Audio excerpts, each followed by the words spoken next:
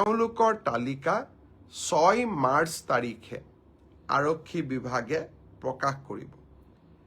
6 March তাৰিখে লিখিত পৰীক্ষাৰ ৰিজাল্ট হোৱাৰ লগে লগে PST আৰু PET আৰম্ভ হ'ব।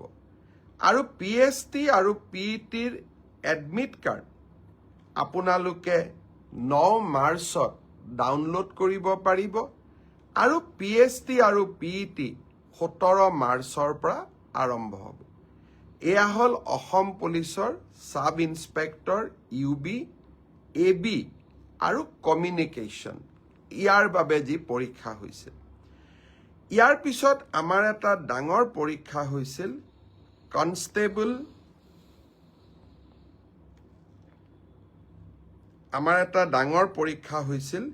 সেইটো হ'ল constable UB, constable AB, constable communication আৰু sub officer fire and emergency service.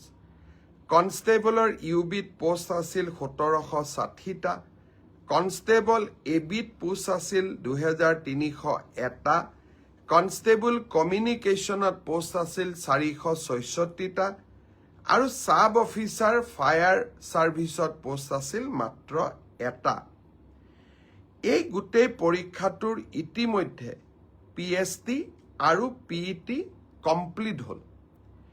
এই পৰীক্ষাটোৰ যিসকলে PST, PETত কোন পাছ কৰিলে ইয়াৰে ৰিজাল্ট অসম আৰক্ষীয়ে 12 মাৰ্চ তাৰিখে ঘোষণা কৰিব।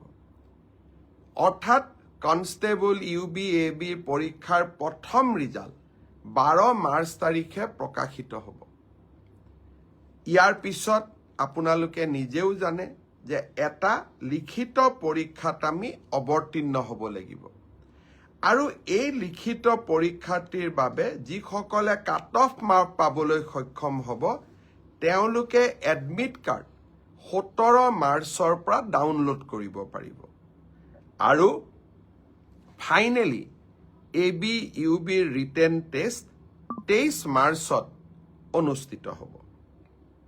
ইয়াৰ পিছত অসম আৰক্ষীত ড্ৰাইভাৰৰ 667টা পোষ্টৰ বাবে PST আৰু PET অনুষ্ঠিত হৈছিল। এই ড্ৰাইভাৰৰো